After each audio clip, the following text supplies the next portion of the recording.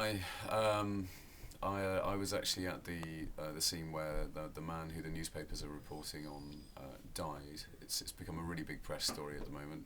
I was there with Pete, and basically most of the things that they're saying about them, and I can testify as a witness, and I'm sure now that I was there at the time, and we definitely corroborated the details and see enough evidence to know that this was the man who was reported in the papers who died.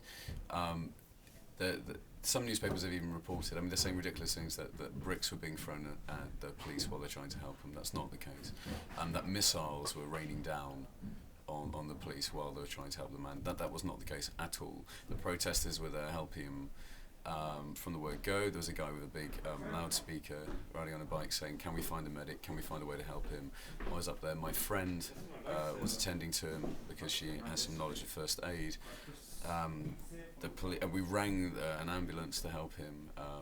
There was I think one bottle which missed the police by a long shot, and then there were plenty of protesters there telling the people who threw it to stop doing it, and they were extremely angry, and so we're all supporting that man getting help. And the thing is, in the news they're using it as the classic example of how the protesters were so violent they didn't care about somebody dying. That's not the case at all. That's completely false, and it's completely wrong. Yeah, basically I'd just like to back Elias up on that.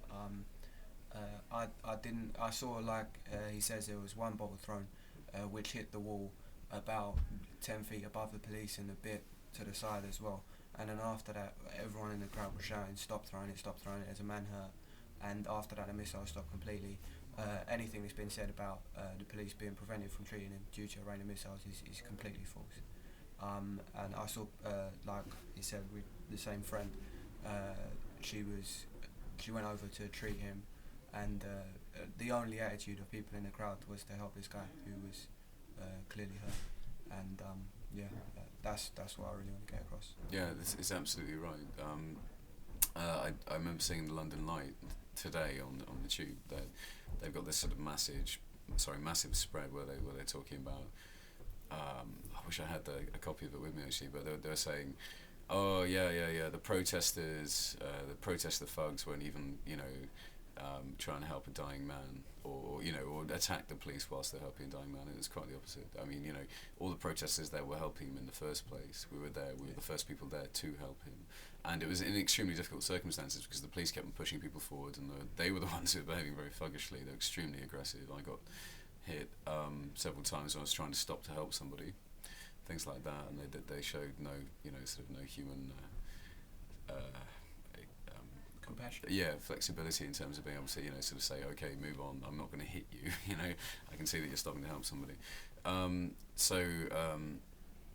People were in adverse circumstances trying to help the person there, and I remember protesters, people in the crowd being around him, trying to help him, and someone rung the ambulance. We let the ambulance through. There simply wasn't this. The way the whole thing's been represented in the press. I've seen all throughout today has just been so wrong, and I know because I was there. It wasn't something that that we're just. Yeah, I just want to reiterate, it's not something we saw from a distance. Absolutely. We were standing right next to this guy, and we were right next to him when the police arrived. Yeah, and there are plenty of our friends who saw that as well, and we've all talked about it, and it's really, really clear. And then throughout the day today, I mean, I spoke to a guy from The Guardian, I spoke to someone from CNN. Another guy from, I think it was some kind of, I don't think it was Associated Press, but it was some kind of more, broad sort of press kind of group. And, and we've, been expressing, what we saw, what we know happened. And so it's really, really important that people know the difference between what's being reported and what really happened, that we experienced firsthand. And we can say, the way that the whole thing's been distorted, and the way that the protesters are being portrayed, it's a complete caricature. It's not right, and it's not even factually right. So it's bad press. That's bad coverage. I think we've said enough.